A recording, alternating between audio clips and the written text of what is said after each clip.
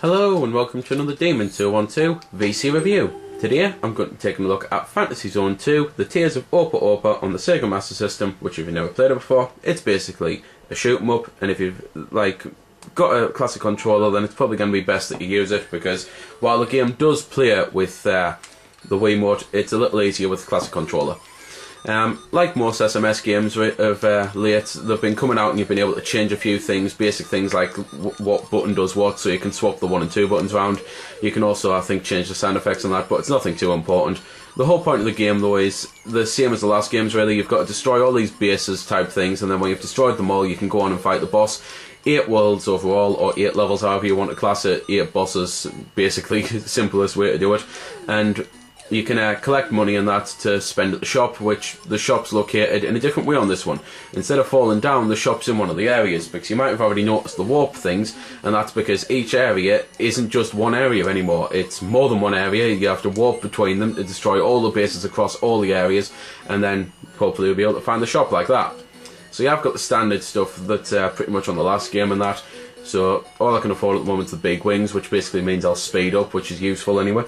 I personally prefer it more than the engines, because you are a lot faster anyway, and while you're not as fast as the engines, you've got a lot more control over where you're going with them than with the engines. Saying that, I crashed instantly after getting them.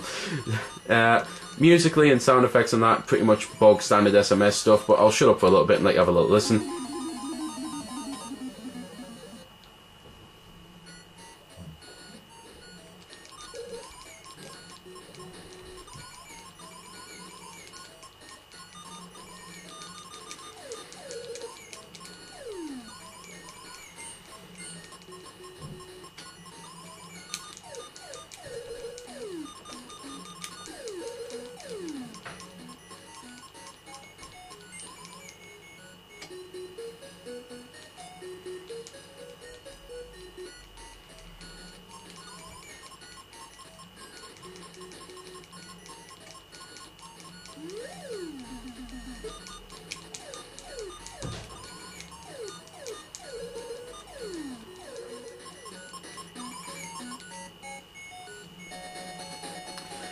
So there we go then, that was some of the music, and this is basically the first boss you'll fight.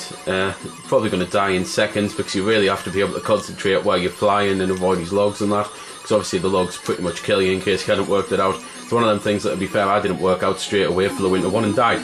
Kind of like that, to be fair. But nothing really much else left to say about the game. If you enjoyed the first game, and if you enjoyed the Mega Drive version, then I think you'll like this one, and it's well worth the points. Other than that, though, if you weren't too keen on them, or if you're not too keen on shooters, then this is probably a bad one to try and get you started, because it's a bit slow, and the whole point of shooters really is fast. Unless, of course, the reason you don't play them is because they're too fast, and then this is probably the perfect one for you. So there we go then, that's been the review. I hope you've enjoyed it, or at least found it helpful. You might have noticed I didn't score the game. Well, that's because it's a matter of personal opinion, and yours may very well differ from my own.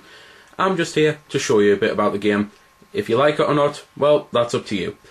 If you don't like it, or you do like it, feel free to comment. Also, if I haven't answered any of your questions that you may have had, I might have forgot something, or it might just be something obscure. Again, feel free to comment, ask, always willing to help out.